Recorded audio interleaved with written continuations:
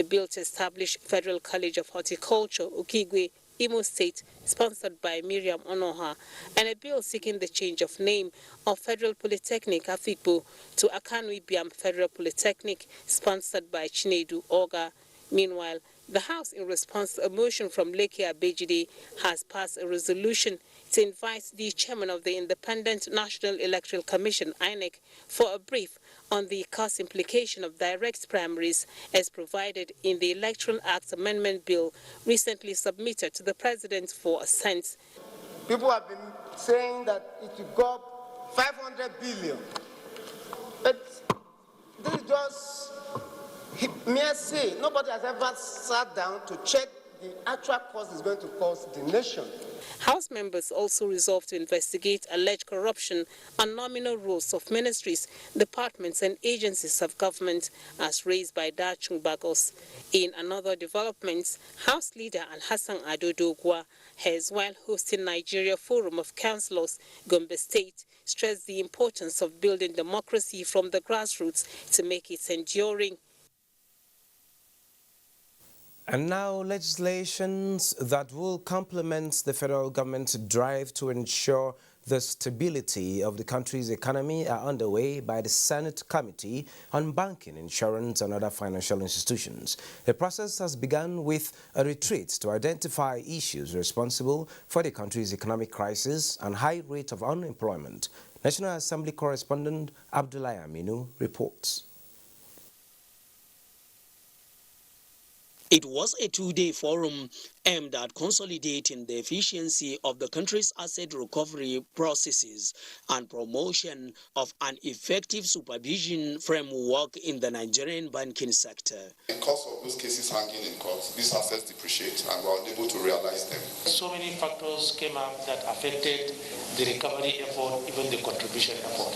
What led to the creation of AMCON was largely the absence of good risk management practices within the banks. The committee resolved to draw the attention of the Senate to the need to publish names of the individuals that are owing 51% of AMCON loan amounting to more than 4 trillion naira.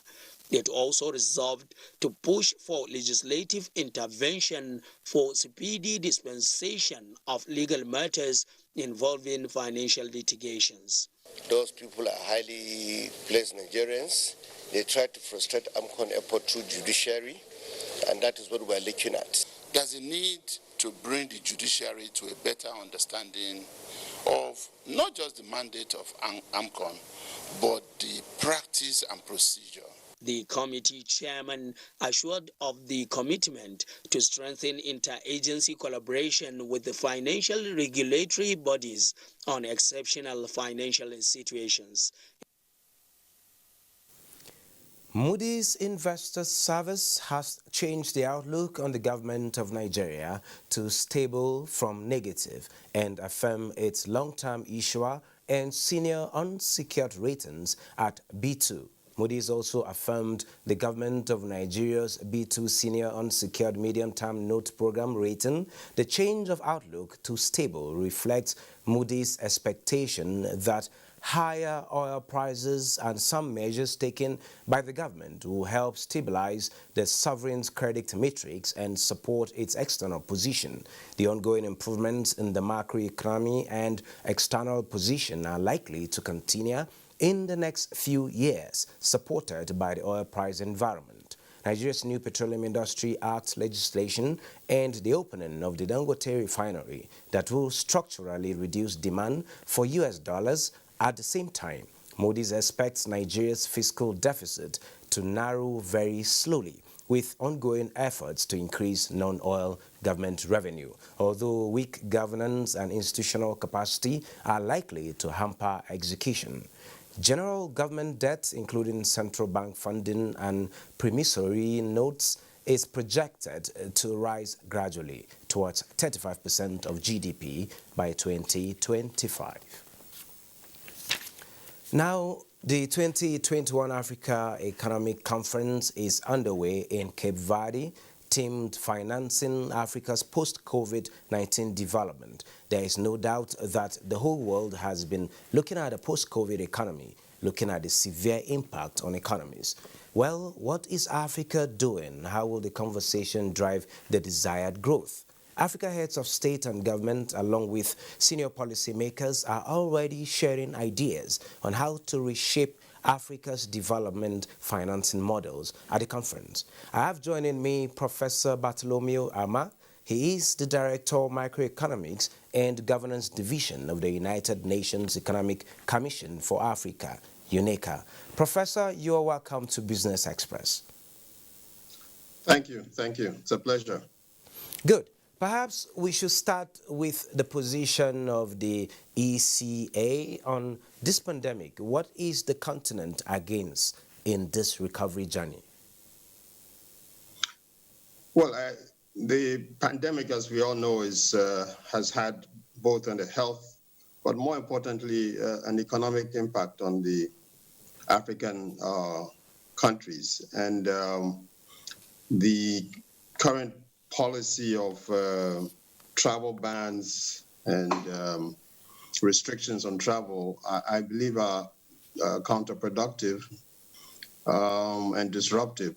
And it's not clear whether they actually lead to a slowdown in the transmission, because we know that there are countries where the new variant has been observed without any evidence of travel. So I think we need to work more closely and in a coordinated manner, focused largely on providing access to vaccines, particularly in Africa, where the vaccination rate is less than 5%. So I think that is the way to go, increase access to resources to facilitate the increased vaccination, and also encouraging local production of vaccines where necessary. But I think we as Africans also need to step up our efforts to do our own research and to even come up with our own vaccines as appropriate to really lessen dependence on external sources of vaccination and medicine, so to speak. Well, Prof, there has been talks about having our own solution to this pandemic, talking about the vaccines. Now that we have less than 5% for the whole continent, any position yet on the Omicron variant, the variant yet? Yes. Well, I mean, on the medical position, we are not the medical experts, so we can only depend on what the medical experts say. Yeah, I was talking about the economic angle to it. The economic impact. Well, I don't think the Omicron variant is going to have any different of an impact than the Delta variant. It's just probably going to prolong the recovery if the transmission is more likely with this Omicron.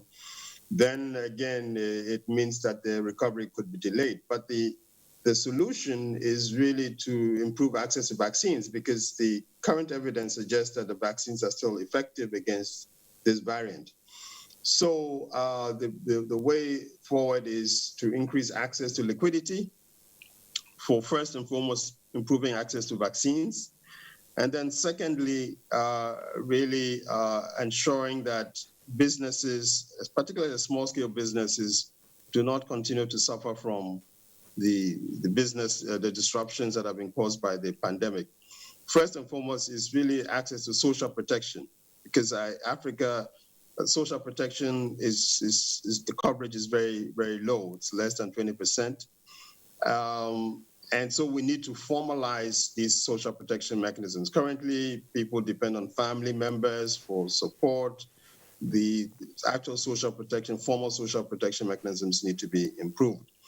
But then again, we also need to continue to leverage efforts to diversify our economies, to minimize shocks. We know that even the so-called middle-income countries in Africa, largely even the small island developing states like Cote d'Ivoire, Cabo Verde, Mauritius, Seychelles. These are middle-income and high middle-income countries that have been impacted by the pandemic because the sources of income are largely in the area of tourism, so they are more vulnerable to these shocks. So economic diversification should be something we should continue to promote, and leveraging on the African Free Trade Agreement, which then provides us an opportunity to expand our domestic markets, regional markets, and also expand our production sources so that we're not very dependent on just one sector. So economic diversification, social protection, and then increased access to vaccines, because the first access to vaccines is the first line of defense. The more we have the infections, the less likely we can recover. So I think those are important elements that need to be taken into account in the recovery. Okay, Prof, with these very important steps you've suggested as a journey to recovery, how are member states keen into this initiative, talking about increasing the liquidity, the social investments, the diversification of the economy? Are we doing well to meet up the level at which we are with the threat of the variants coming, the Delta, the Omicron, and we don't know what else will come after this? Well, one of the things we've seen with the onset of the vaccines is that, countries became a little bit more innovative. We saw local production of masks and these all the related elements to prevent the spread. We saw some nascent internal production of some of these medical supplies. And this has to be leveraged. As to whether we are there yet, the answer is no. Different countries are at different stages. But we hope that this will be a wake-up call for countries to actually begin the process of taking seriously the efforts of diversification, because without that, we cannot move forward. And so we are obviously have been impacted economically because we didn't do what we needed to do on a sufficient scale to mitigate or to minimize the impact of these shocks. Our debt levels have increased. Although we have contracted a lot of debt, one has to ask the question, to what extent did that increase our GDP so that we don't get into debt vulnerabilities? So the use of debt is something that we really need to question. What is the value for money in terms of, for every dollar we actually incur in debt, what are the impacts on the economy? How are we utilizing such income? Pardon? How are we utilizing such resources is the question you're asking. Yes, we are spending quite a bit on infrastructure, but then what is the cost of that infrastructure? Is it really at competitive rates, or are we over-invoicing our infrastructure expenditures? I think these are questions that we need to ask, because it's not, incurring debt is not a bad thing. It is what you do with the debt that really matters. Well, are we asking such questions at the conference? Yes, we are. We are interrogating the policymakers. We are, what is interesting is that when you talk to policymakers, they say all the right things about the need for African solutions to African problems, the need to improve governance. They are admitting that there are governance challenges. The question then is, what is the incentive? What are the kind of pressures that civil society and society in general, what kind of pressures are they putting on governments to do the right thing? What kind of institutions do we have to act as checks on poor governance? I think really Africa's challenge is not knowing what to do, but really implementation, trying to get policymakers to do the right thing and having a credible threat on governments that do not do the right thing. And credible threat meaning, using the ballot box, but that comes every 4 or 5 years. So we have Auditor General's reports that tell us what's going on in a country. But how do these then translate into policy changes? There's a disconnect between what we know about what is happening and how to get governments to actually change their behavior. Let's get to see the action play out. Well, aside that, what is your take on the travel ban on some African countries by some other countries? Well, as I indicated, I mean, the travel ban is informed by the hypothesis that this new variant came from certain countries, and that has actually been shown to be questionable because we've seen the variant emerging in individuals with no travel history. And the question is, it has not even been effective because the variant is actually being found in a lot of different countries. So it only creates panic.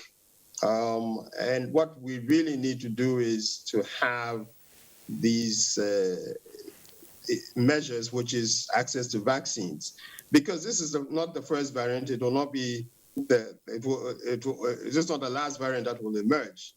And so you cannot even predict, it's even difficult to know when these variants emerge. I mean, South Africa was competent enough to figure it out, but they may have even figured it out before it was identified in other countries. So for me, the big question is, what is the line of defense? Not so much about trying to restrict people's movements, but really how do we make societies more resilient to these new variants? And the only tried and tested measure we have is the access to vaccines. And vaccine hesitancy is a challenge we need to address. But I think vaccine access is also a much bigger challenge, particularly in countries in the Africa region that where the vaccine access is pretty limited.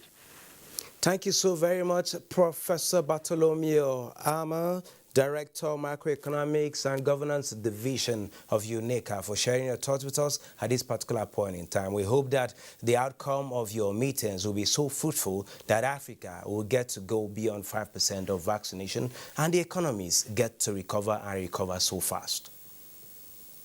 My pleasure. Thank you very much. Thank you. Moving on, starting December 5th, Emirates is expected to resume daily flight services to and from Nigeria. This is coming after months of speculations that flight ban would be removed. The resumption offers more connectivity options to and through Dubai. Dubai authorities say travelers coming from Nigeria must hold a negative COVID-19 PCR test certificate for a test taken no more than 72 hours before departure. And the Nigerian Communications Commission qualifies MTN Nigeria PLC, Airtel Networks Limited, and one new player for its 5G auction.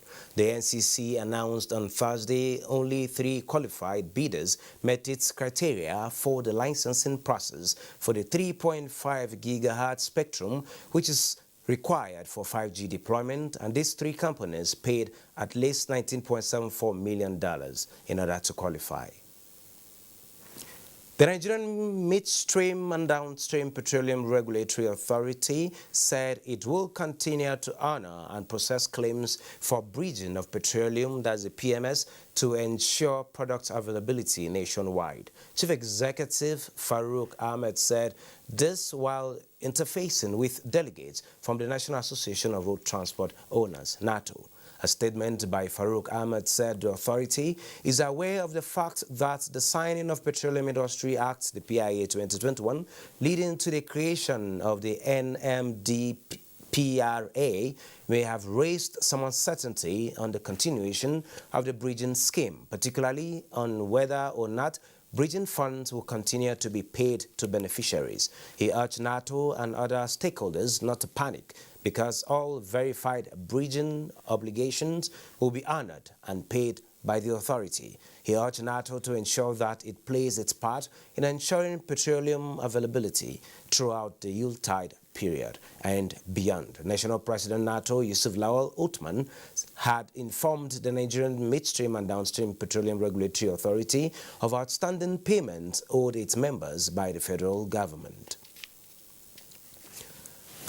The OPEC, the 23rd OPEC and non-OPEC ministerial meeting held via video conference It has reaffirmed the continued commitment of participating countries in the Declaration of Cooperation to ensure a stable and balanced oil market. In a view of current oil market fundamentals, the meeting resolved to reaffirm the decision of the 10th non-OPEC ministerial meeting and reconfirm the production adjustment plan and monthly production adjustment mechanism approved and decision to adjust upward the monthly overall production by 0.4 million barrels per day for the month of January 2022. The meeting agreed to continue to monitor the market closely and make immediate adjustments if required.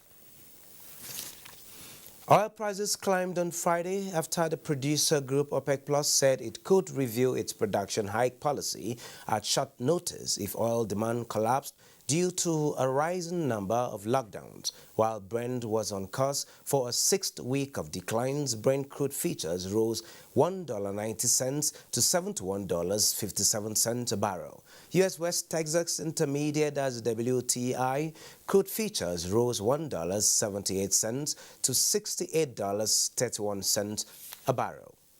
Let's take a trip to the commodities market now.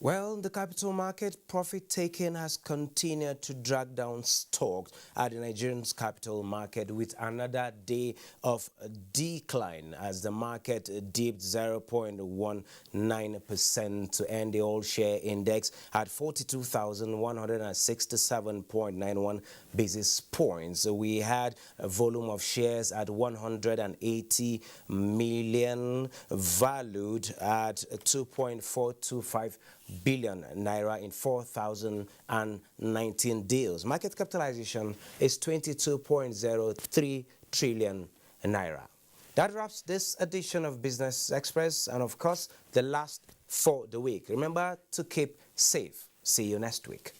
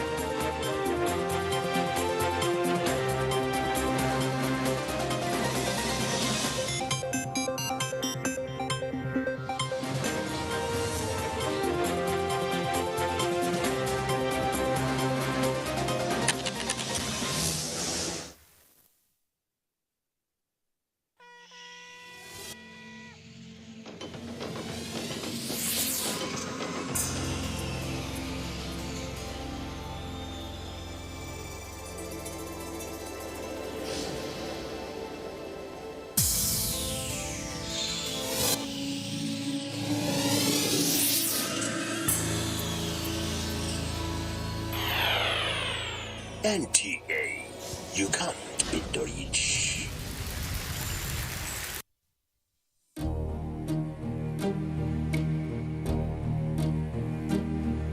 Disaster occurs on frequent basis. Some we hear of, others we do not. Terrorism, flood, fire, earthquake,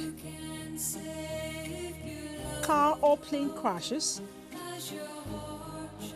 building collapse, and even armed robbery, each bringing assets and revenue loss, human mortality, and in 90% of survivors, great loss of hope.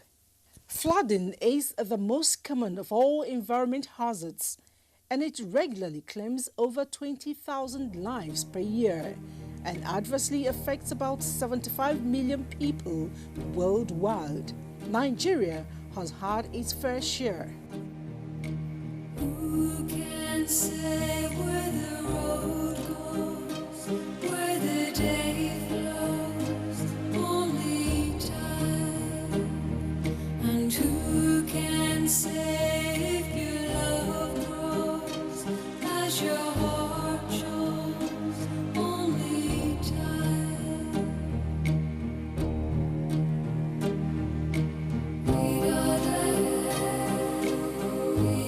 Emergencies, as the name implies, are not set out to happen, but they can be planned or budgeted for. Disaster management may not avert emergency threats, but it will decrease the impact of disaster where well handled. It then brings to the fore the key phases to management of disaster: mitigation, response, recovery, preparedness, and prevention. Every citizen must be well acquainted with all of them. Wishing disaster away does not avert it. Rather, as put in the local parlance, a man of valor is only identified at a time of emergency. Let us always be prepared.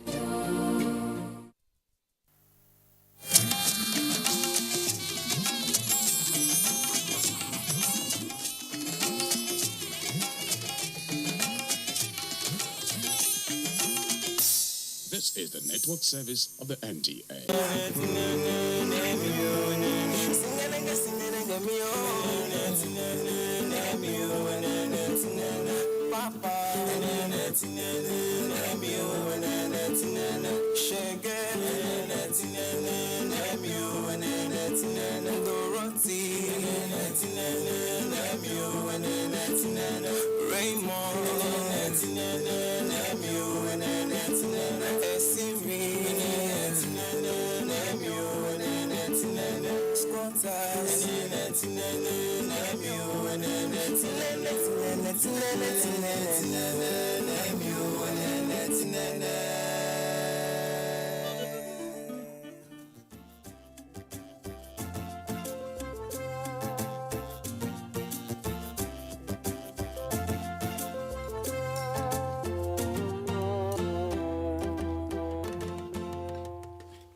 Papa,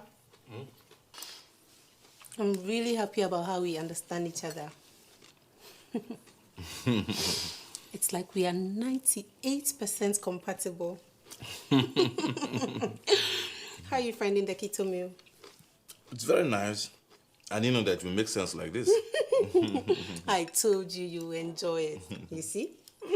Anyway, thank you so much for supporting my diet. See, it is our diet, okay? You and I are in this together. I mean, that is what relationships are meant to be, isn't it? You are so sweet, Papa. You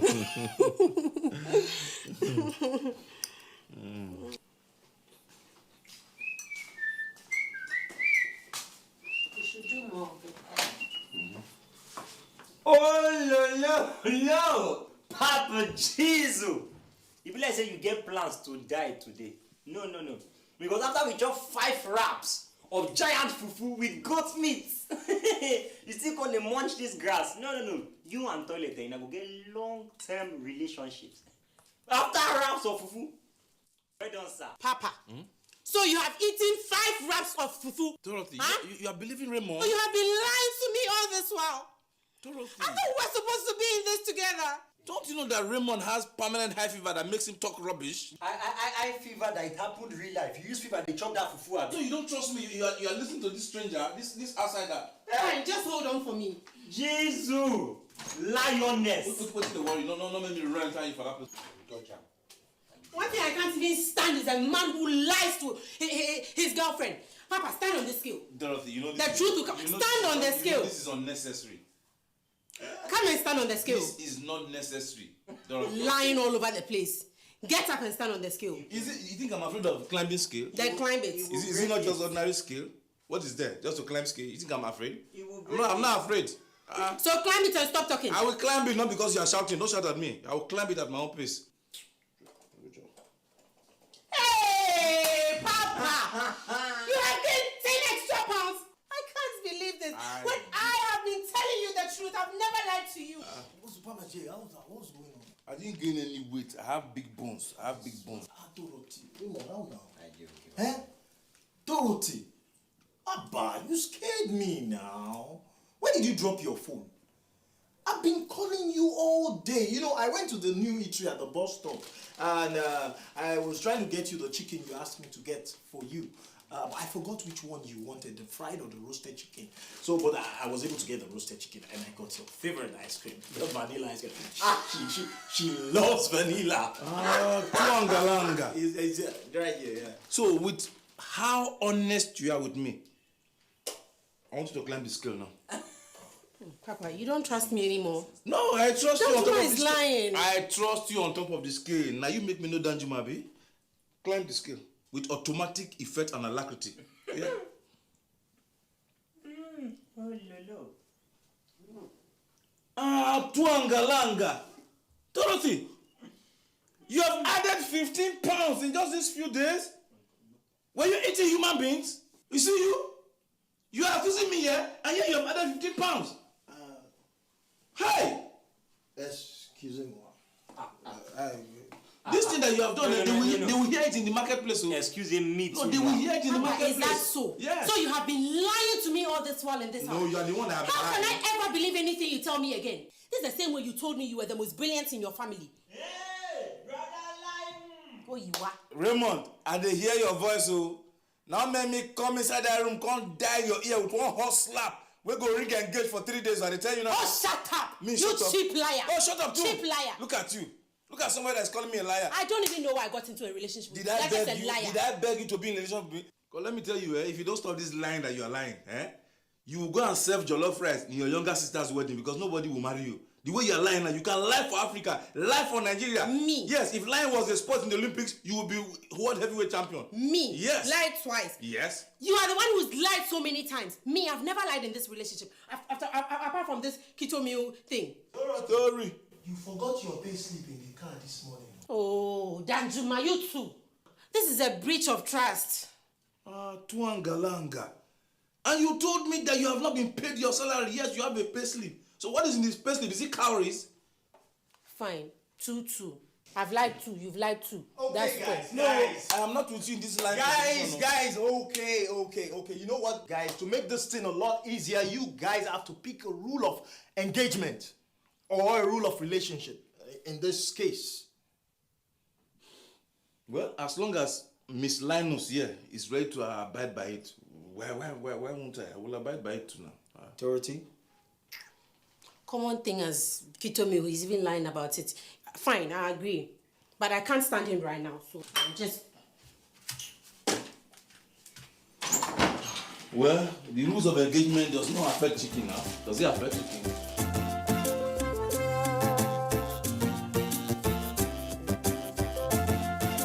When this lady was showing me the land, I was not paying attention at all. I was just focusing on the 4 acres she has behind her. The 4 acres. So you mean you were not able to measure the plot? What plot? Who's talking about plot? I mean, I was just forming, this land is too big, so just, show me around more. Not lie! I was just trying to get a perfect view of a backside. Backside. Okay, you know what? Maybe you need to reschedule another inspection so that this time I can come with you because I want to see these 4 acres that she has in her behind, Yes, the land. The land, yes. I want to see the land. Oh. Just in case somebody wants to, please borrow me one of that. Backside. Yeah! Backside of the land. Yes, of the land. The land. Yeah. Papa and his players club. Anyway, Shege, you're looking delicious in your attire. Oh, thanks. I try. How I wish someone could dress like this often.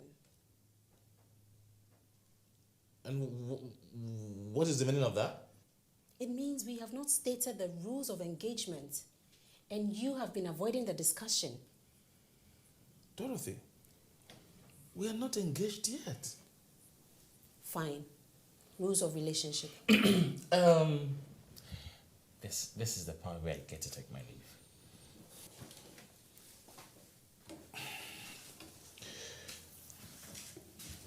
See, Dorothy, I am not somebody that lives by any rules. So, if you have your rules, shoot, I'm listening. You see, Papa, that's the problem right there.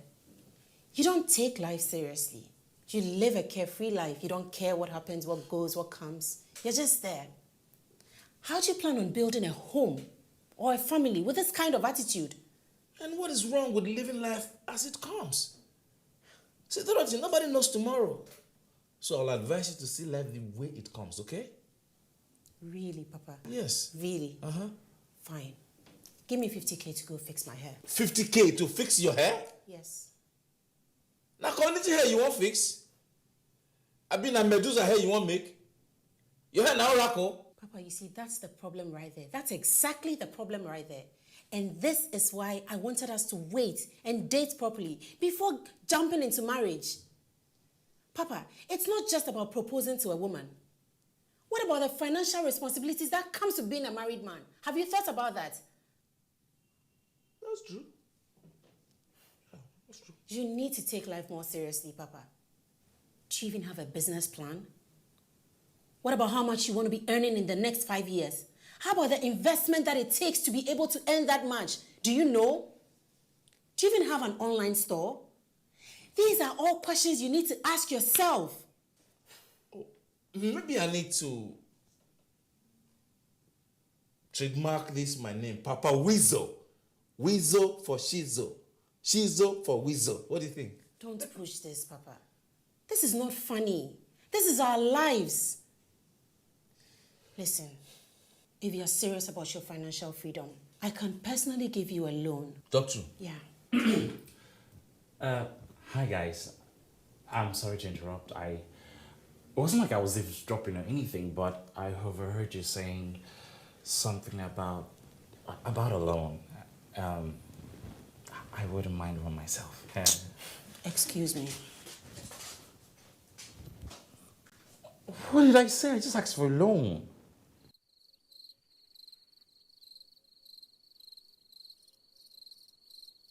You see, Papa, that's the problem right there. You don't take life seriously. You live a carefree life. You don't care what happens, what goes, what comes. You're just there. How do you plan on building a home or a family with this kind of attitude? You need to take life more seriously, Papa. Do you even have a business plan? What about how much you want to be earning in the next 5 years? How about the investment that it takes to be able to earn that much? Do you know? Do you even have an online store? These are all questions you need to ask yourself.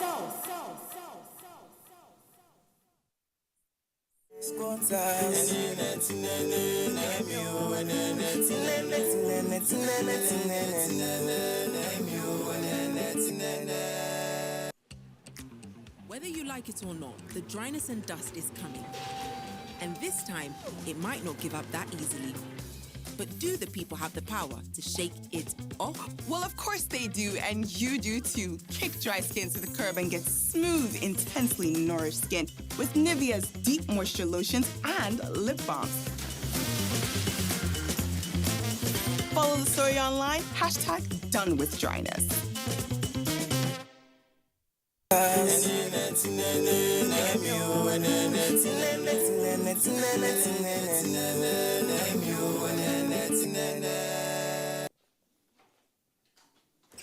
Hey, babe.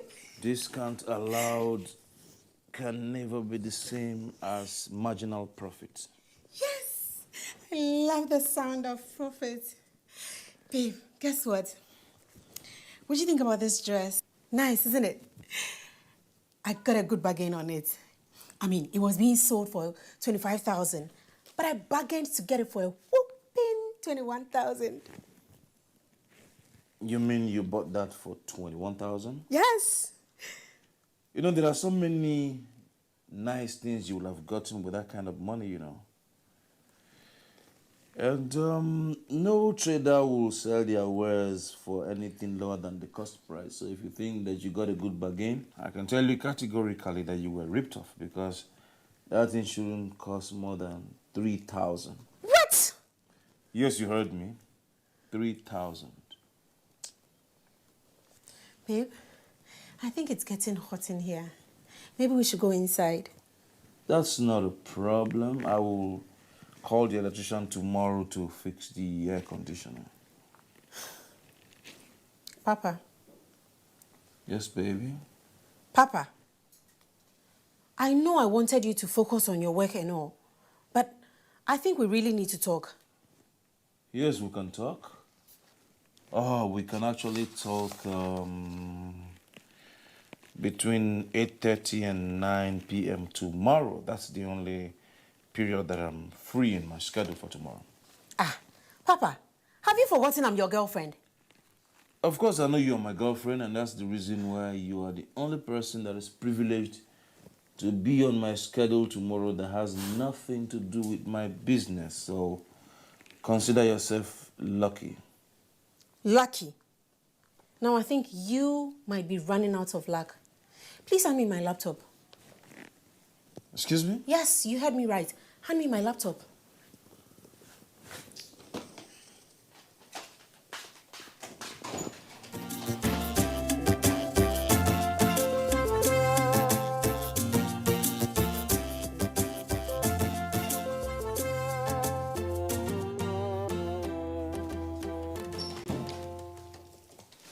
Papa Jizzle, Maniza,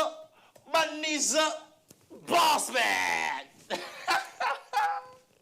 Shede, Yes, boss. anybody will know you. Go know say na only baby go fit put you for this kind of mood when you do. You the man. You got my goat, man. Man, boss. Remember that babe that showed me that property I told you about? Man, her behind is a learning curve compared to our partner. As in, those guys should call their business Bakassi Estates and Partners. I swear, if you see this thing, if you see this thing we're talking about, hey! Anyway, guess what? They're both inviting me to dinner. Shege, are you thinking what I'm thinking? Yes, I am thinking what you're thinking. If we suggest that name to them, we'll make a whole deal of money. I'm sure you know. No, that was not what I was thinking. No. Come on. What has come over you, Papa? Really, come on. Is it now you're thinking of making more money than $10 and Dangote all together? Really? Hey. Relax. There you are. Hey, Papa. How you doing? Hi, babe. I have a movie premiere we'll be attending. I would love for us to go together. Oh, really? That's so sweet.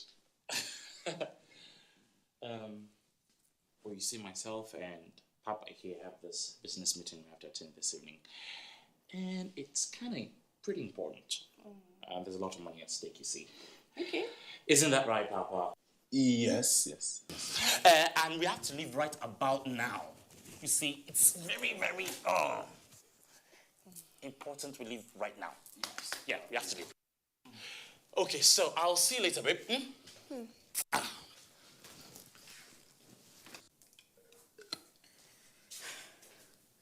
So, you're telling me that just because he didn't go with you, you missed out on a good opportunity to network with all these top producers and directors?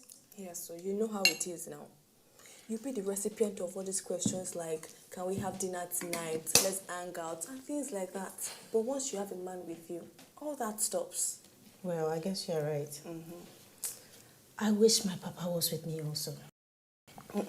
But he was home all day.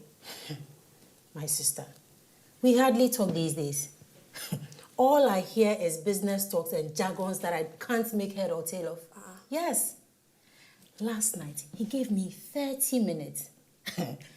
It freaked the light out of me also. But I wanted to make it work, so... Baby, I really understand and appreciate the new papa so much. Yeah. And I'm so happy about how you're taking so much seriousness to your work.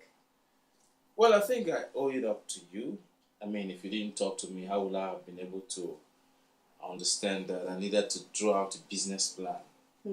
Thanks to you, now I have a 5-year forecast in place. I understand what my competitive advantage is like. I understand my pricing analysis now. I also know my market segmentation and differentiation, all thanks to you. And that's how a 30-minute romance turned into a business talk. This, that, terms and jargons I couldn't understand. Yes. My dear, listening to that man talk business for 30 minutes felt like a century. Uh-oh. Wow, it's 30 minutes already. Oh, baby, I need to go back to work. You know, like they say, hard work doesn't kill, it only creates room for long-lasting success, okay? That reminds me. When can we talk about the loan? Get out. Excuse me? You heard me. Get out. I'm surprised you're finding this funny. But it's funny. Then we might as well end this conversation. Oh, come on, dear. Come on. Don't be so hard on yourself. But you see, I think you asked for this. You wanted an enterprising man, and that's who he is now. I wanted an enterprising man, yes, but not a dummy. I want my papa back. Now you get what I'm saying. In your bid to make him a better man, you ask him to be someone who is not. I think both of you just need to forget the roles. Try and understand each other. Learn from your mistakes and grow your relationship. Okay, Dr. Phil. But seriously, girl, you've got something great going on for you. Both of you truly love each other. And if you look at all of this, he's trying and wanting to be a better man for you. I think you're right. I have to make this work. Yes, you do. Go, girl. Go,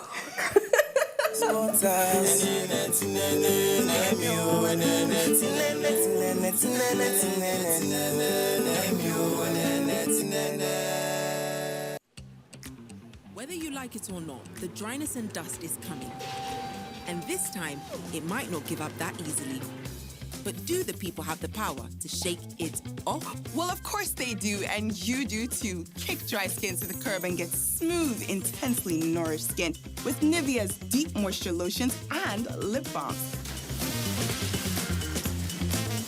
Follow the story online, #DoneWithDryness.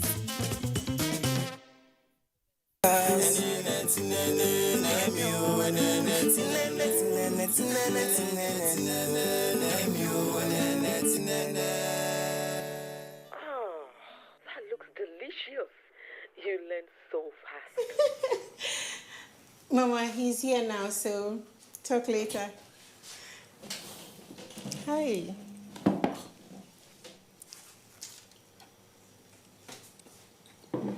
Dorothy, what happened to our keto meal? You're the one that's breaking all of the rules again. Papa, I think we should suspend that indefinitely. You know, I really miss my papa. And I want my papa back. To start, I decided to prepare your favorite meal, egusi and pounded yam. Wow. Enjoy. Okay, thank you.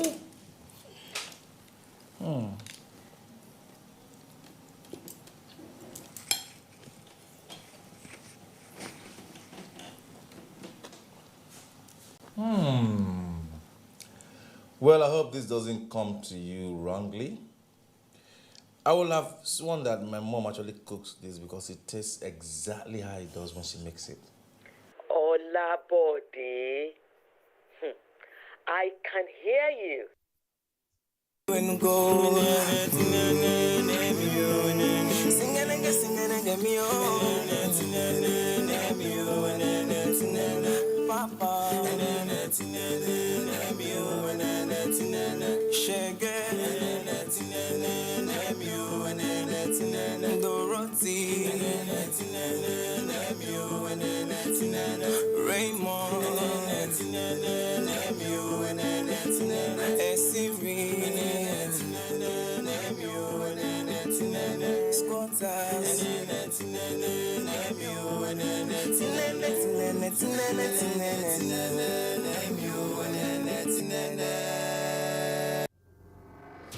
They've come from all around Africa and have been fighting hard to make the final cut.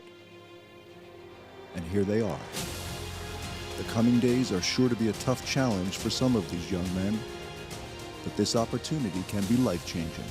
So every day is a chance for you to prove if you are or not worth it of the opportunity.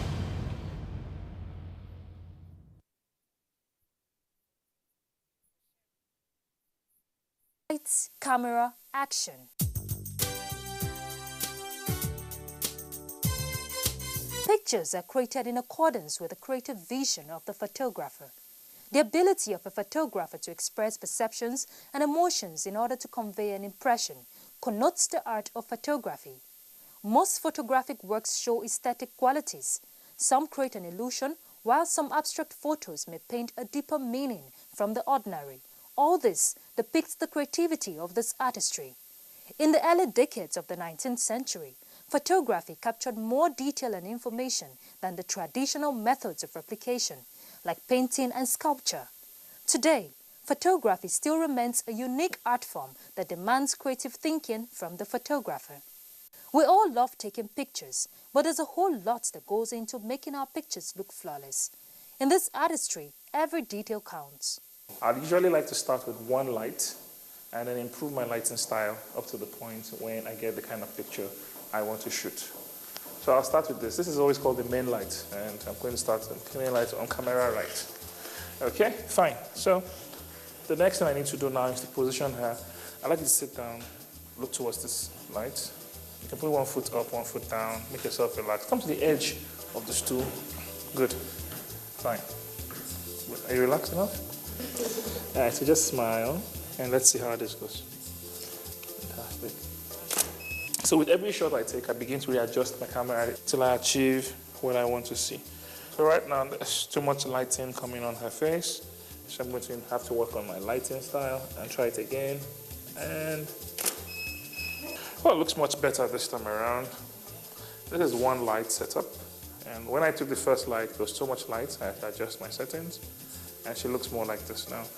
New technological trends in digital photography have opened a new direction in full-spectrum photography, where careful filtering choices across the ultraviolet lead to new artistic visions.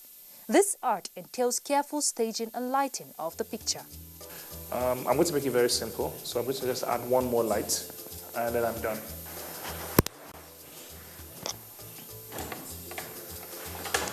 This light I'm adding is called a hair light or a rim light. It allows the picture to have a form, and so I can see her in a beautiful place. Beautiful. You see the picture has changed again. You notice there's a rim light now that has created a form. When you look at the first one, it was bare, and the second one has some form of rim between it. And then from here we go into post-production and print. This is the picture, and it comes in two formats. It comes as a JPEG, which is a camera processed option, and it comes as a RAW version, which is the original version which the camera shot the picture. So I'm going to edit this in RAW right now. So I start with this. Good, so the picture is out now, and I start to work on it. Luckily, she has a very fresh face, which is an advantage. So I may not do as much. I just have to work on the colors of her dress, her lips, make her hair look beautiful. I'm going to paint her up in lights and shadows now. I'm putting a bit of darkness to her face. The stages of photograph has evolved over the years. In amateur processing, the film is removed from the camera and wound onto a reel in a dark room. But technology has taken a new dimension in this artistry. Technology has overtaken all of that now. Makes it easier for a lot of people, makes it more accessible for a lot of people. Back in the days, they had a few labs that did darkroom clean, washing as it was known in the day. But today we have a download, edit, upload, and print very, very quickly. And then you can see how far we have gone in the last few minutes. So this is the original picture. And then this is the Photoshop picture. The colors have changed. She had a red look initially. Now it's looking more like her skin tone. The dress is bluer, which is making more. And then you see her hairline. I've defined her hairline more. And then you see the little imperfections we had initially have been removed to give us a, so to speak, final finish. We're good to print. I'm viewing the image right now, and I'm going to send to this little printer here, which does my emergency prints. Beautiful. And she's ready to go. After so much skill and time spent, the end result is indeed worth it. Or what do you think?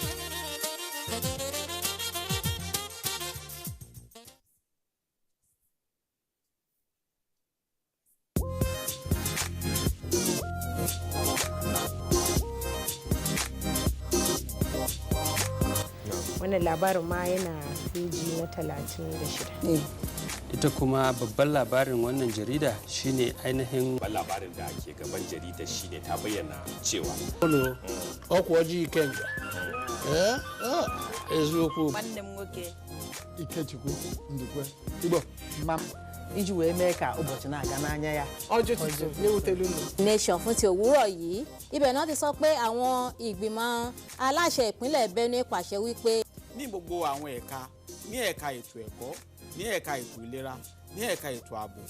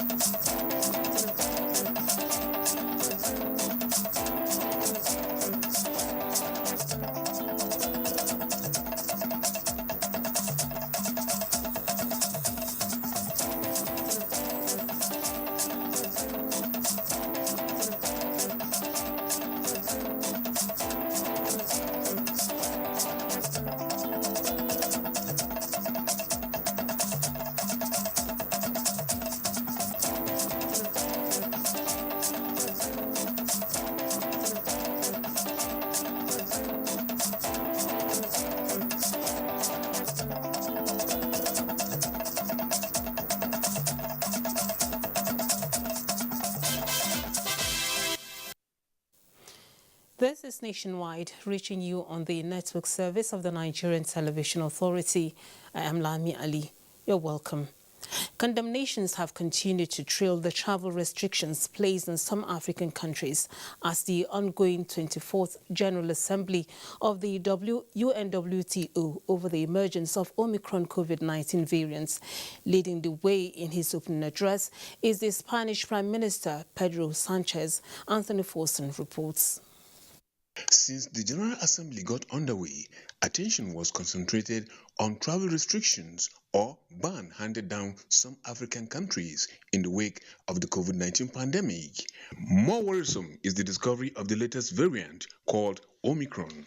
Coming down heavy on nations that have shut their borders to African countries, Pedro Sanchez insists it is not the solution to the pandemic. Global vaccination, safe mobility, and unity of international actions are three crucial steps to be able to achieve that recovery for tourism activity, but it's a crucial industry for our economies.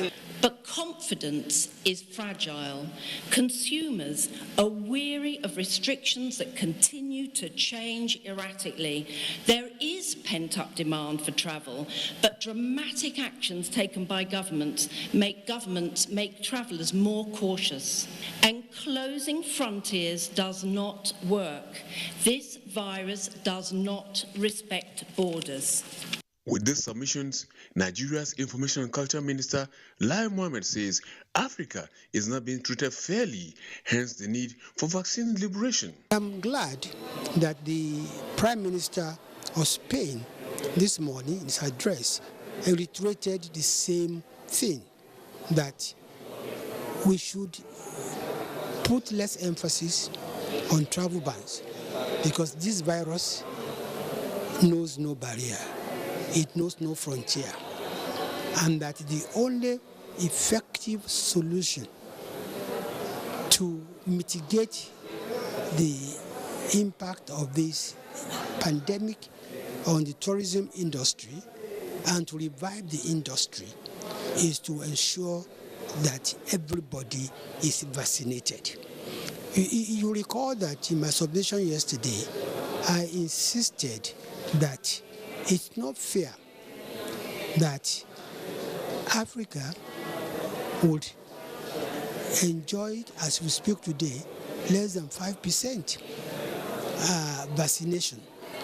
At a ministerial roundtable on innovation in rural tourism, countries took turns to narrate incentives put in place to promote rural tourism. Lai Mohammed enumerated the giant strides of the Nigerian government in supporting young entrepreneurs, as well as policies that are designed to promote the creative industry, which is Nigeria's biggest selling point. I was glad today that when I was asked to speak on how we responded to the COVID-19 pandemic, that really Nigeria, was on the right track.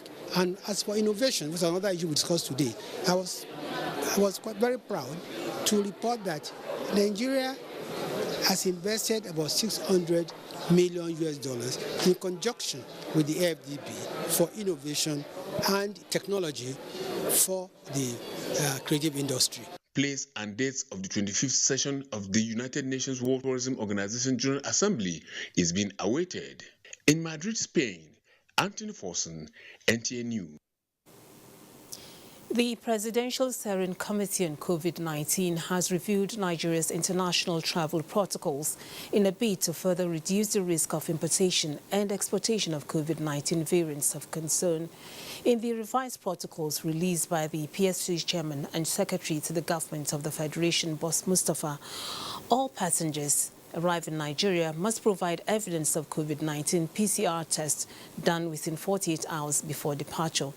Inbound passengers must also take a post-arrival day 2 COVID-19 PCR test, while those who are unvaccinated or partially vaccinated must self-isolate for 7 days after arrival and take an exit COVID-19 PCR test on day 7.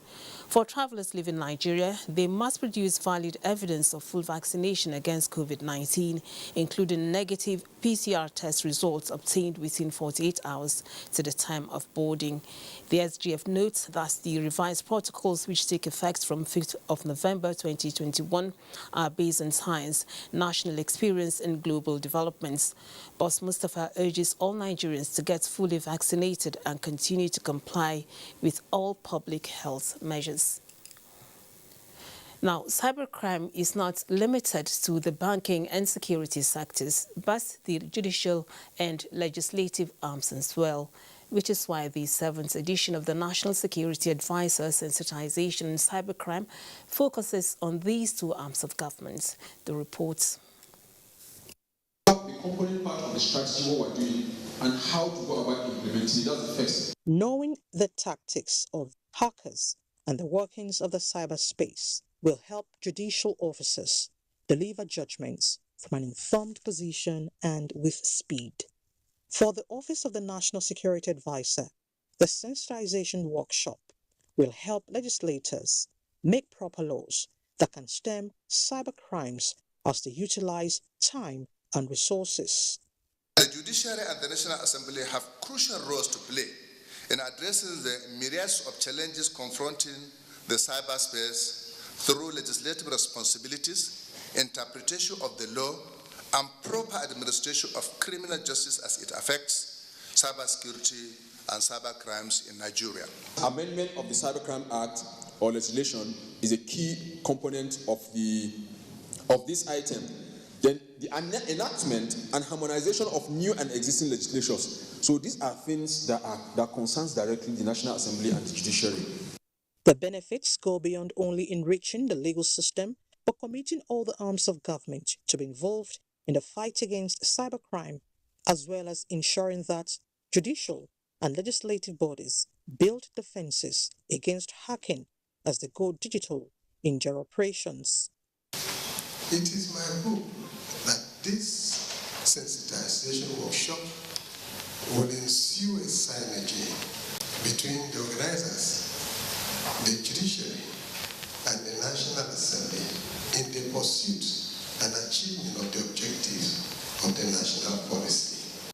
The sensitization workshop, which is the 7th in the series, is expected to ensure the implementation of the reviewed cybersecurity policy and strategy document. Meanwhile, Vice President Yemi Osinbajo says many of the security challenges in the country will be resolved in due course and thus the country will be stronger and greater. This was the declaration by the Vice President while receiving on a courtesy call the Muhammadu Buhari and Osinbajo Dynamic Support Group as the presidential villa. Welcoming the group, Vice President Osinbajo commended the support from stakeholders outside governments, such as the MBO Dynamic Support Group, stating that it is important to recognize that when different kinds of challenges are being faced, the government itself requires support and help from support groups, friends, colleagues and others committed to the ideals of the administration. Vice President Osinbajo urged the group not to relent in ensuring that members keep to the ideals of the country and do not lose sight of what the government is trying to achieve. The Vice President explained that the President has always remained steadfast and focused on resolving the problems of the country, beginning with security. Vice President Osinbajo stressed the need for the country to remain united, noting that the people who suggest that the country breaks up, whatever may be the reason for their views, are certainly not correct, and these, the Vice President Osinbajo says, must be made known to them at every turn. Leader of the MBO Dynamic Support Group, Usman Ibrahim, praised the Vice President's commitment and leadership in promoting a united Nigeria and for the development of the country. Talking to you in the planet of this one, because I can give you, last week I went to Cotonou. I priced a pure water 17 naira while pure water is 5 naira and 10 naira. So Nigeria is more better than anywhere in terms of economy. And in terms of security, it's a phenomenon. Some people have the nature of disaster and everything, something of that nature. We are good to go with this. Inshallah, things God will make this one go away. Ibrahim pledged the loyalty and support of members of the group for the actualization of the objectives of the Buhari administration. Now, a coalition of civil society organizations is pushing for electoral reforms and presidential assent to the Electoral Act Amendment Bill 2021, which will set the 2023 general elections on sound footing. The groups made the appeal during a solidarity rally at the Unity Fountain in Abuja. Mie Ogidi reports. A dawn at the Unity Fountain, Abuja. A promising day hosting promising youths. This is their dream picture. Hoping Mr. President will soon dot the lines with the red pen on the 2021 electoral bill. We commend the President for seeking the opinion of INEC and the opinion of other institutions. We have no doubt whatsoever that INEC is prepared to monitor direct primaries in Nigeria. INEC is prepared to implement every provision of the Electoral Act. Therefore, we are urging Mr. President for him not to waste any time, for him to sign this bill. We've seen what happened with the beavers in Anambra, so we want to see more of that progress because that's how the country develops it. So it's about strengthening democracy. A prayer not yet answered, but what everyone must do in case the prayer is answered, already set out. This work of educating the people about the new law, which is the Electoral Act, must begin earnestly.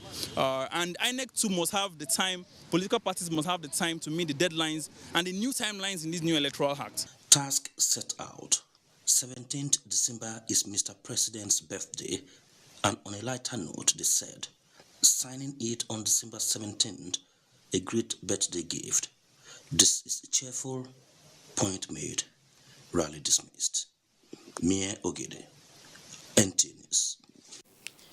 And coalition of inputs to review obsolete labor laws, which started in 2005 but suffered many setbacks, is set to be concluded by members of the tripartite Labour constituents. Minister of Labour and Employment, Chris Ngige, leading the process, said Labour bills will be validated at the meeting and sent to the Federal Executive Council, after which the Attorney General of the Federation will transmit same to the National Assembly for passage. Emmanuel Anyimiru reports.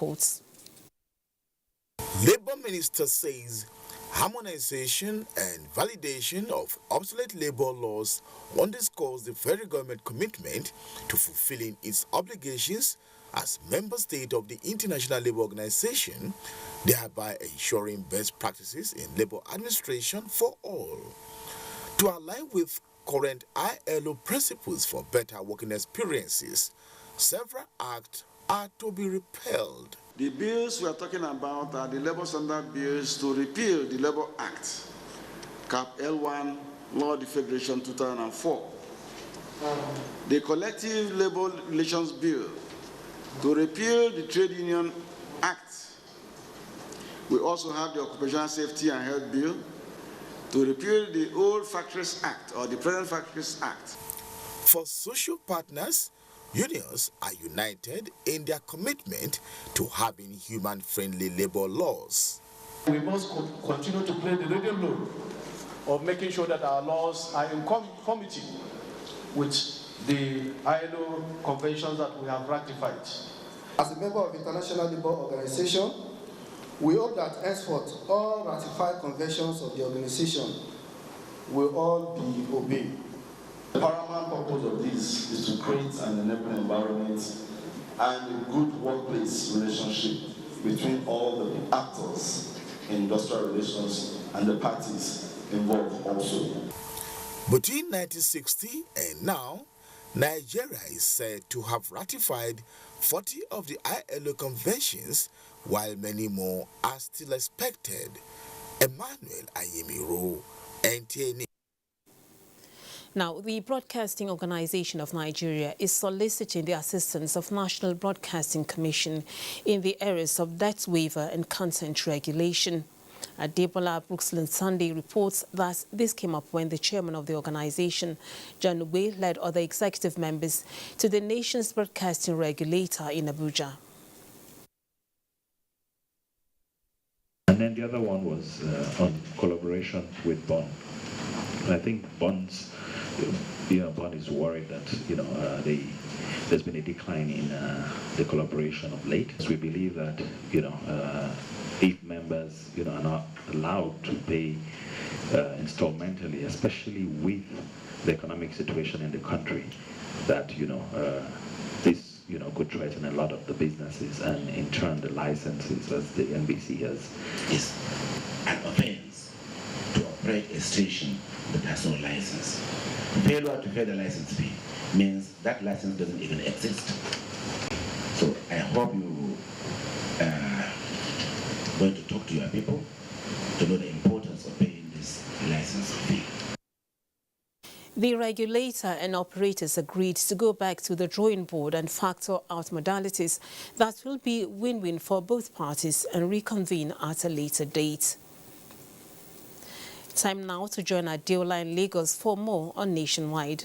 Hi, Adeola. Hello, Lami. Sharing values, trust, and the ability to understand one another have been identified as factors to build better relationships in Nigeria. These are the submissions of stakeholders at the Southwest Zone Citizens Summit for National Integration, Peace and Security in Lagos. Imola Yotokede Ogunfowora has details.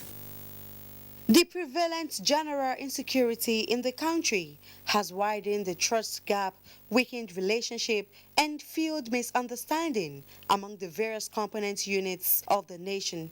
This is why the Nigerian Institute for Public Relations organized this summit as an avenue for conversation on national integration. The people cry of marginalization and exclusion in decision making on critical issues affecting them as a people.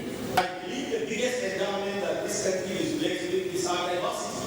Because our diversity is supposed to be our source of strength, yet we have turned it into a source of cost. So we need to know what our opportunities are, even with our difficulties and with the problems.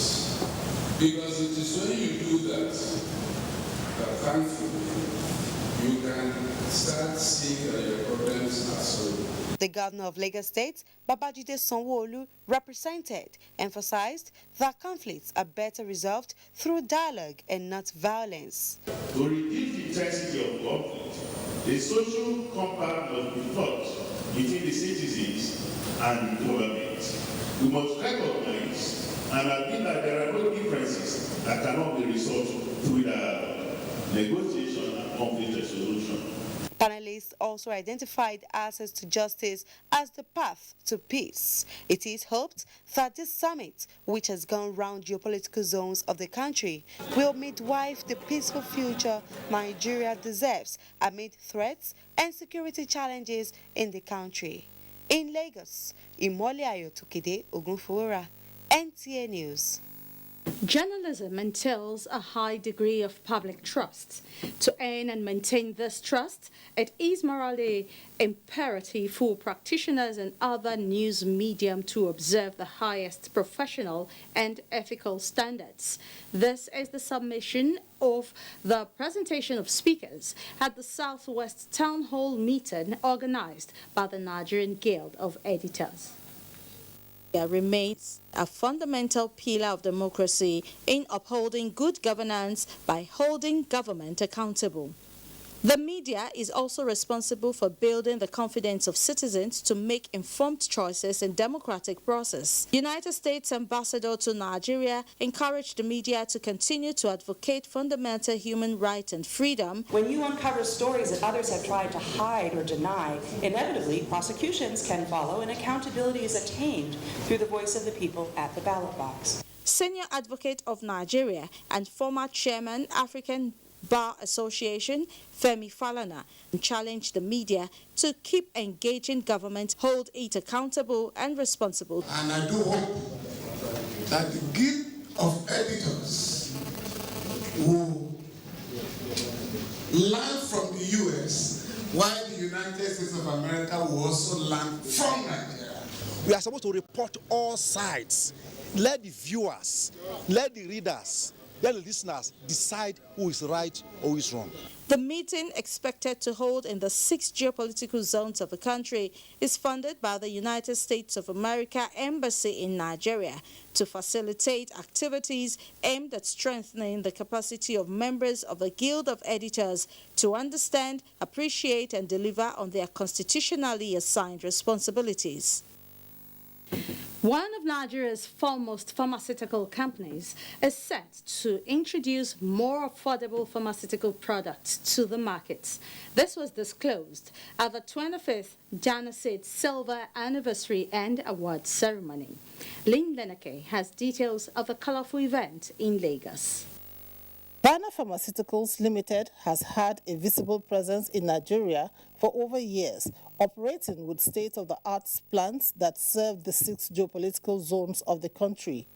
With a commitment to healthcare and an unwavering commitment at affordable prices for over 25 years, Dana is not oblivious of the support of marketers, distributors, and medical professionals. These informed the awards in various categories, where winners emerged based on their purchasing power. Without being having or getting much or maybe selling much of it, I cannot attain the number 1.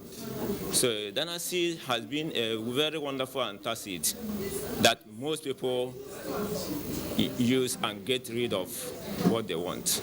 Managing Director, Dana Pharmaceutical Company Limited, noted that despite the COVID-19 pandemic setback, the company is set to consolidate on the gains of 2021. Way back in 1996, there was always a demand. There's always been a demand in Nigeria for health products, for medicinal products, for antacids. And maybe because of our nature of work, some of us tend to skip our meals, which is when probably you would need an acidity regulator tablet or an antacid. We're going to be distributing syringes very soon across the country also and add more range of products in the months to come. Danaseed is a leading household name in the antacid segment, providing effective soothing relief from heartburn and peptic ulcer, among others. In Lagos, Lynn Lenake, NTA News. It's now time for us to take a break, but when we return, it's back to Lami in Abuja for more on Nationwide.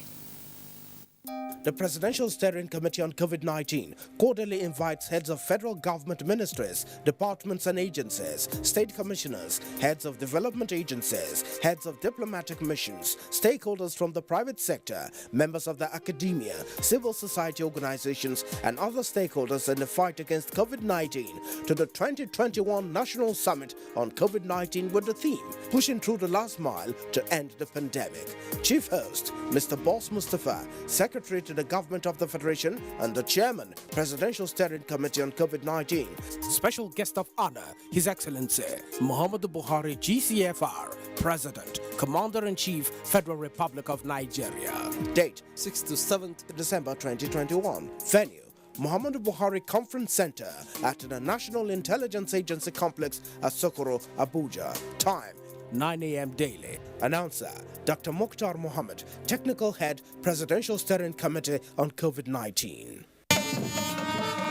His Royal Highness Alhaji Dr. Yahaya Abubakar, CFR, Etsunupe and Chairman, Niger State Council of Traditional Rulers, cordially invites the public to the turbaning of Honorable Seidu Musa Abdullahi, SMA, Deputy Chairman, House of Representatives, Committee on Finance, member representing Bida, Bako, and Kacha Federal Constituency, Niger State, as the first Gwarzon Nupe date, Saturday, 4th December 2021, time 10 a.m. Venue, Etsunupe's Palace, Wadata, Bida. The turbaning ceremony is under the chairmanship of Right Honorable Femi Gbajabiamila, Speaker, Night Assembly, House of Representatives, Federal Republic of Nigeria. Special guest of honor is His Excellency Professor Yemi Osinbajo, Vice President, Federal Republic of Nigeria. Chief host, His Excellency Abubakar Sani Bello, Executive Governor, Niger State, and Chairman, North Central Governors Forum. Reception follows immediately at House 7, Resort Event Hall, GRA, Bida. Dodo Al-Mustafa, announcer. In line with the legislative agenda of the 9th National Assembly, in support of President Muhammadu Buhari's determination to reposition the economy for sustainable growth and development, the House of Representatives Committee on National Planning and Economic Development, in collaboration with CAB Consultancy Management Services Limited, is organizing a 2-day national workshop for stakeholders in the budget, finance, accounts, revenue generation services, planning and economic development sectors of the Nigerian economy. The workshop is intended to deepen the knowledge of participants drawn from the federal, states and local government areas on the strategic importance of budgeting as instrument for national planning and cost controls in national governance. The resource persons are Professor Mike Kwanashi, Professor Salamatu Idris Isa, Professor Mubarak Saani, and Mr. Benjamin Akabwez. Date, Monday 6th to Tuesday 7th December 2021. Venue, Merit House, 22 Agwiwensi Street, Maitama, Abuja. Time, 9 a.m. daily. For inquiries, call 0806-771-3483 or 0802-377-7788. The announcer, Suleiman Fatai, Deputy Director Legislative, for Chairman of the Committee. Southampton will look to bounce back from their thrashing at Anfield when they welcome the Seagulls to St Mary's. This Saturday, it's Southampton versus Brighton and Hove Albion on the Premier League Live, showing on the network service of the NTA from 3:30 p.m. The Premier League Live is brought to you by Baba Ijebu, empowered by Integral.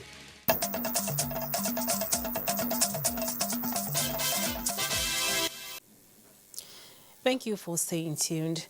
The National Conference of Vehicle Inspection Officers is calling for more legal backing to the operations of the agency to ensure greater safety of lives and property on Nigerian roads.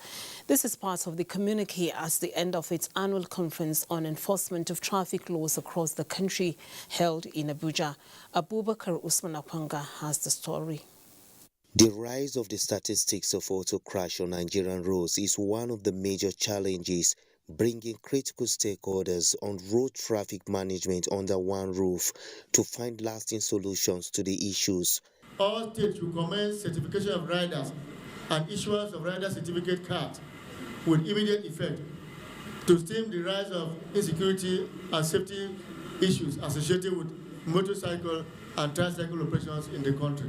This time, the Conference of Vehicle Inspection Officers is concerned about strengthening existing legal frameworks to effectively carry out a statutory mandate, leveraging on digital infrastructure. That all states of the Federation and FCT should invest on information technology infrastructure towards automating theoretical drivers, testing procedures, computerized-based tests, and establish system handshake with tripartite arrangement between the road traffic officers, Board of Internal Revenue, and Federal Road Safety in their platform for a seamless transfer of qualified applicants for biometrics capturing. Stakeholders agree that the United Nations Decade of Action from 2020 to 2030 of achieving 15% reduction in auto crash may not be visible without personnel training, compliance with traffic regulations, and adequate funding of the agency. In Abuja, Abubakar Usman Akwanga, NTA News. Now, persons with disability are advocating the protection of their fundamental human rights and inclusion in governance as they commemorate the International Day of Persons with Disability. Elizabeth Omorui had a chat with some of them. A UN survey reveals that more than 1 billion people, or 15% of the world's population, live with some forms of disability, and 80% live in developing countries. The observance of the day was proclaimed in 1992 by the United Nations General Assembly Resolution, Section 47, Subsection 3, to promote the rights and well-being of persons with disabilities in all spheres. Donald Unanka, a graduate of business administration, says despite the myriads of challenges confronting persons with disabilities, is scaled through the hurdles of life. Institutional barriers that prevent us from being included in society. The problems are many. What we are advocating for today is to ensure that the law is properly domesticated and every aspect of society begin to, implement and follow the law. Lack of support from society and family and victimization, they say, pose grave threats to their existence. They need good health care, just like any other person. But overall, they need training in skill and precision. Instead of pitying us, give us empathy, help us. They used the occasion to call on government to assist in ensuring that the 5-year transitional plan for structures be modified to aid movement. In Abuja, Elizabeth Omori, NTA News. And from Rivers State comes the report that Governor Nyesom Wike has presented a budget of 483 billion naira to the State House of Assembly for the year 2022. The 2022 budget estimate is 47 billion naira more than that of 2021 appropriation, which is expected to focus on completing existing projects. Hard work and commitment to the common interest, we can accelerate our transformation for the benefit of all. Thank you, and may God continue to bless our dear River State as I lay the 2022 budgetary proposal for River State before this Honorable House for your consideration and approval. Christened the budget of consolidation, the 2022 budget estimate is made up of a recurrent expenditure of 144 billion naira, while the capital expenditure is projected as the sum of 314 billion naira. The budget is predicated on an oil benchmark of $50 per barrel at a production rate of 1.7 million barrels per day, with an estimated exchange rate of 410 naira to $1. Now, legislations that will complement the federal government's drive to ensure the stability of the country's economy are underway by the Senate Committee on Banking, Insurance and Other Financial Institutions. The process has begun with a retreat to identify issues responsible for the country's economic crisis and high rates of unemployment. National Assembly correspondent Abdullahi Aminu reports. It was a two-day forum aimed at consolidating the efficiency of the country's asset recovery processes and promotion of an effective supervision framework in the Nigerian banking sector. Because of those cases hanging in court, these assets depreciate and we are unable to realize them. So many factors came up that affected the recovery effort, even the contribution effort. What led to the creation of AMCO was largely the absence of good risk management practices within the banks. The committee resolved to draw the attention of the Senate to the need to publish names of the individuals that are owing 51% of AMCO loan amounting to more than 4 trillion naira.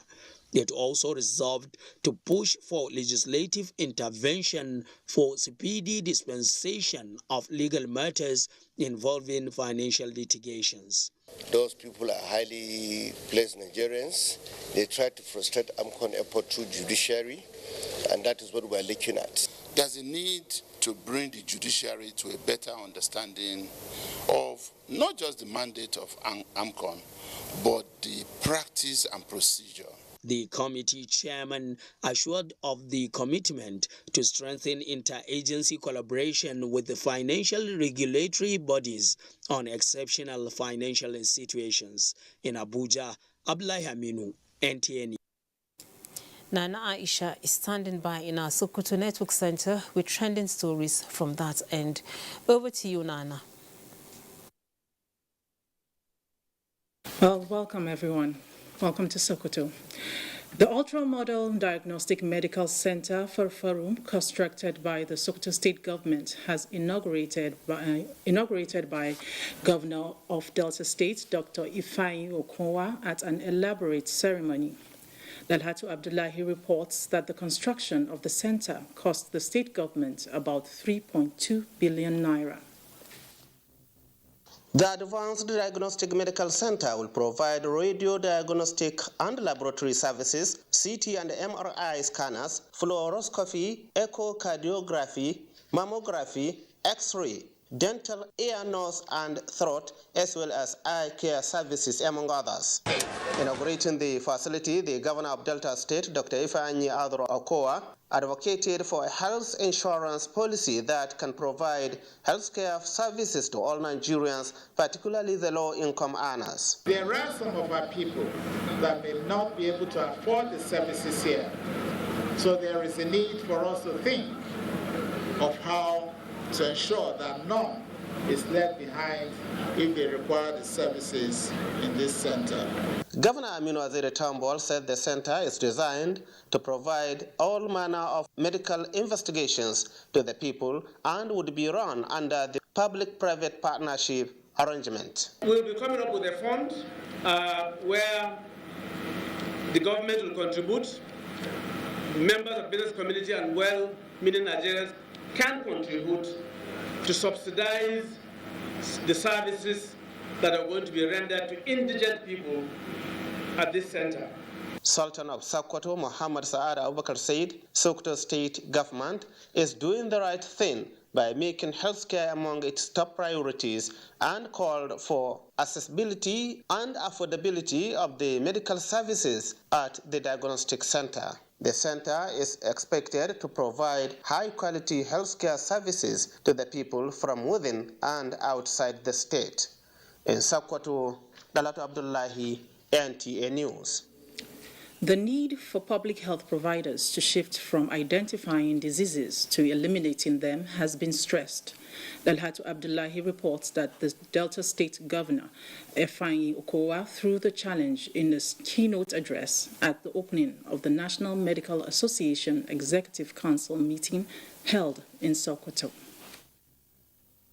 The National Executive Council meeting of the Nigerian Medical Association is coming at a time when health matters continue to be critical to national and global socio-economic development due to emergence and re-emergence of infectious diseases of serious concern. It is a forum that offers the professionals opportunity to discuss on the critical contemporary global health challenges and design possible responses. Records show that Nigeria, like other parts of the global community, had experienced 8 infectious diseases outbreaks in the last 7 years. At global level, Lassa fever and Ebola are yet to be eliminated, while health experts are still battling on the cure and preventive measures against COVID-19 with its re-emerging variants. We are still challenged in many states.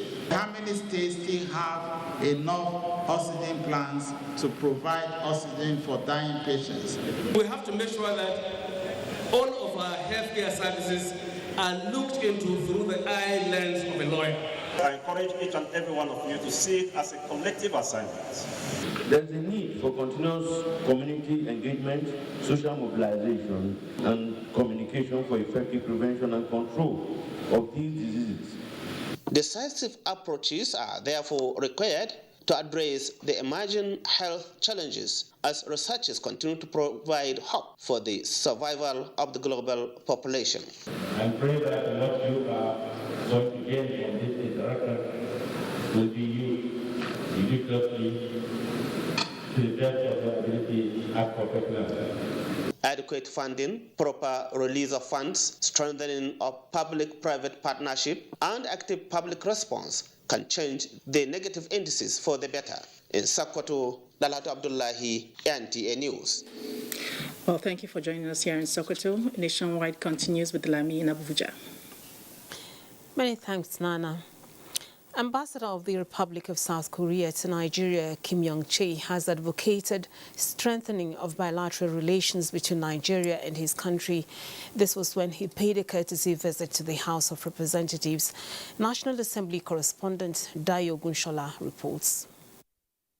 The visiting ambassador of the Republic of Korea, Kim Yong-chae, and his team were at the Nigerian House of Representatives to further broaden bilateral engagements on how his country can further tap from the enormous potentials of Nigeria. We want to see a mutual visit between our two national assemblies so that we need to know each other. You mentioned the 5 objectives, and then it is one of my jobs. Members of the Nigerian-Korean Parliamentary Friendship Group in the House of Representatives who hosted the ambassador explained that the inauguration of the group by the Speaker, House of Representatives, was premised on strengthening robust relations with the Republic of South Korea in areas of mutual interest. To liaise with the Embassy of the Republic of Korea in Nigeria to establish and sustain relationship between the parliamentary group and the National Assembly of the Republic of Korea. What about local content development? That is how well, as much as possible, we can transfer this technology to our people here in the country. If we have assembly plants for most of your products, we tend to learn the trade.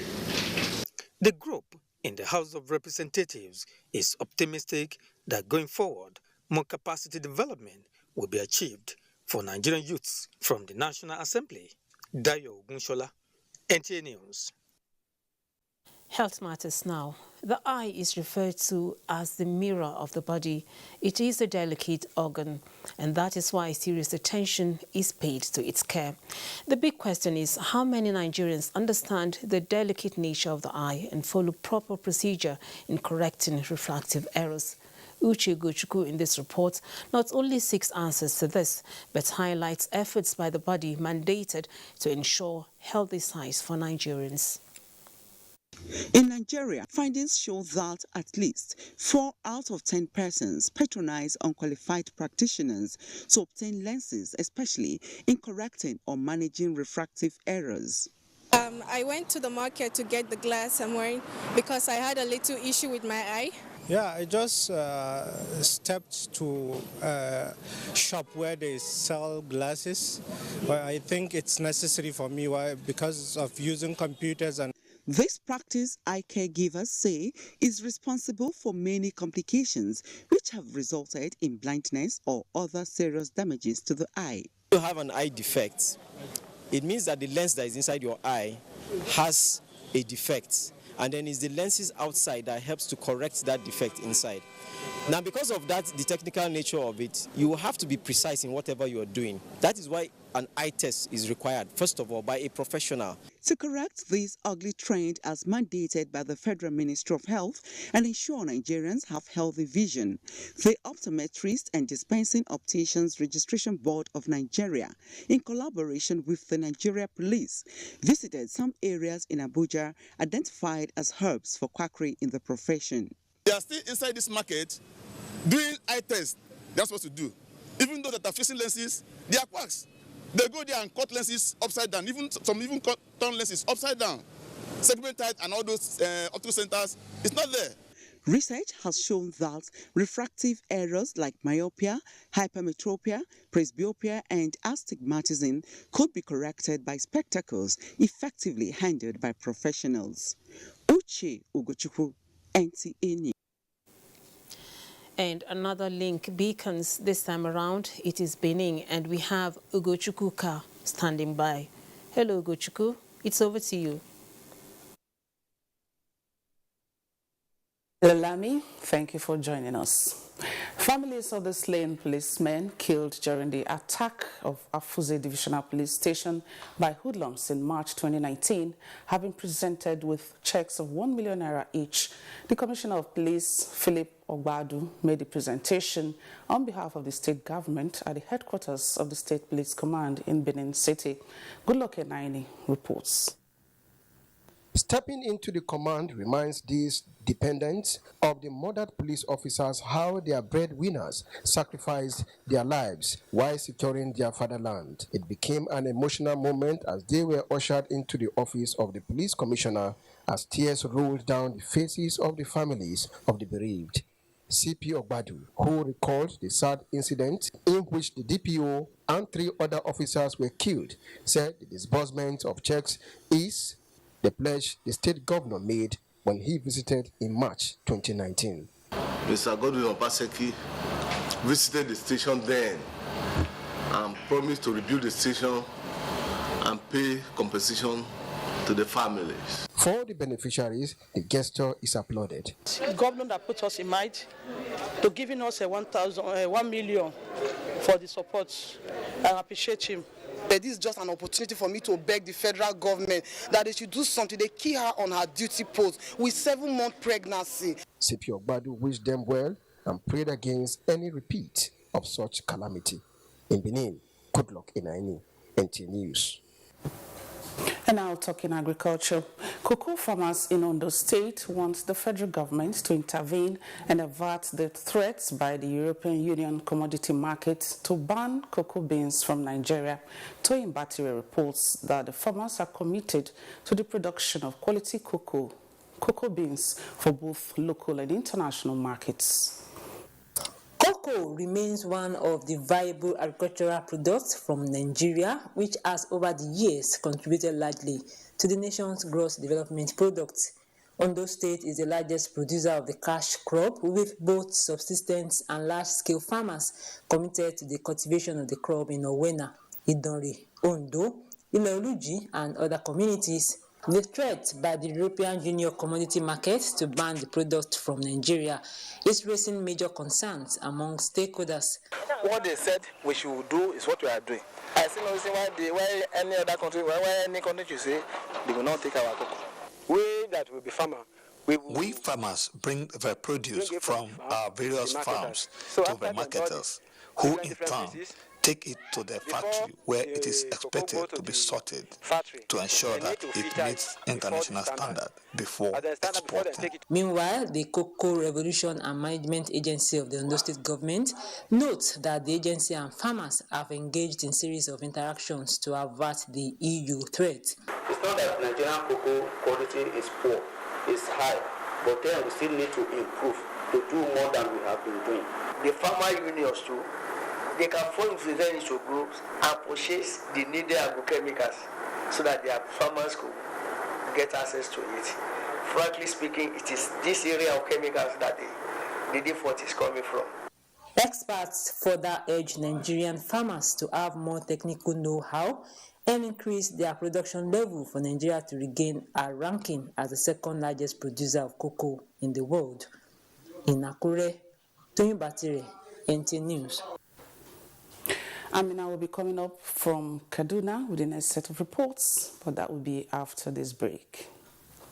An entrepreneur, do you operate small businesses, sell, promote, or market product or equipment, rent, hire, produce, offer services in music, food, fashion, film, photography, painting, sculpture, play, drama, comedy, travel, and hospitality sector? Enjoy Nigeria Expo 2021 is here for you to showcase your product, services, and skills. Learn how to grow your business, connect with customers, network with frontline entrepreneurs in your sector across Nigeria. Enjoy Nigeria Expo is holding from December 6 to 12, 2021. 2021 at the Abuja International Trade and Convention Center, Kilometer 8, Umaru Adwa Expressway, Airport Road, Abuja. For inquiry, call 009-114-3424, 009-643-0859. Enjoy Nigeria Expo 2021 is brought to you by Federal Ministry of Industry, Trade and Investment, Federal Ministry of Information and Culture. Welcome to Nigeria Project and Abuja Chambers of Commerce and Industry. Enjoy Nigeria, future assured through cultural creativity. Femi Martins, just look at this.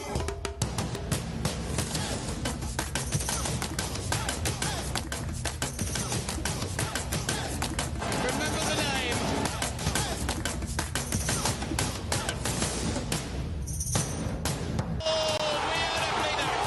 That is a wonderful goal. The African Cup of Nations starts on the 9th of January 2022 on NTA. Powered by Afrosports. For sponsorship and advertisements, contact us on 090-9890-6913 or 090-3513-2838.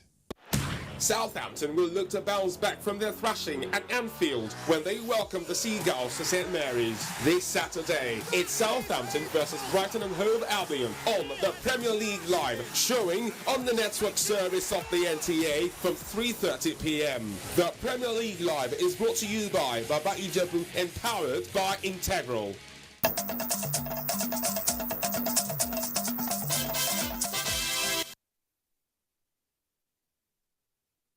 6/7 in Kaduna State are now to work from home on Friday. This is in line with the 4-day working week declared by the state government.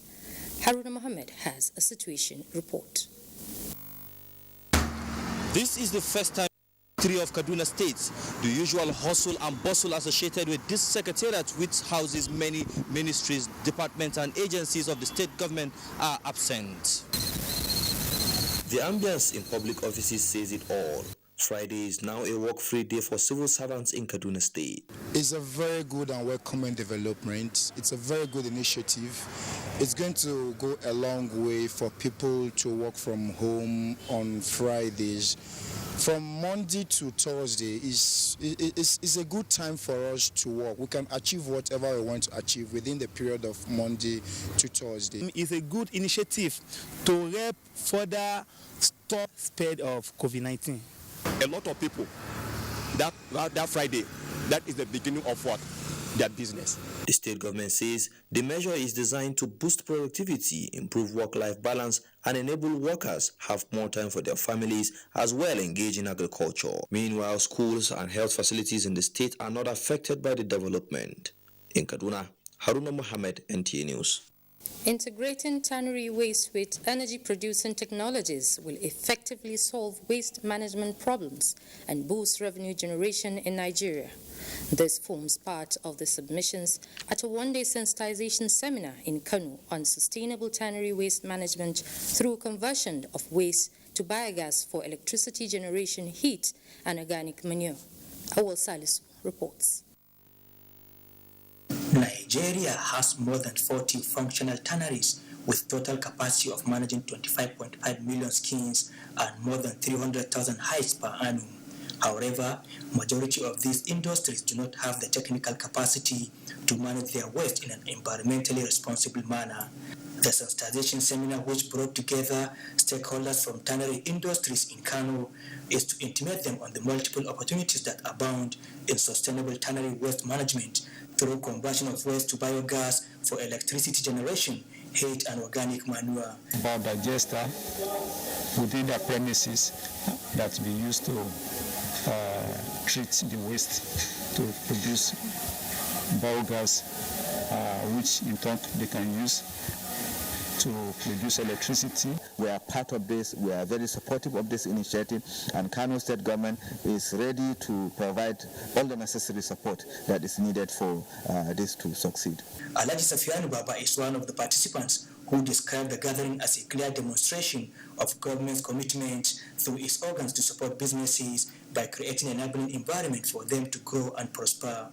I know some companies that pay up to 100 million naira, over 100 million naira in a month electricity bill. Now, when you have this kind of alternative, I think it's a welcome development.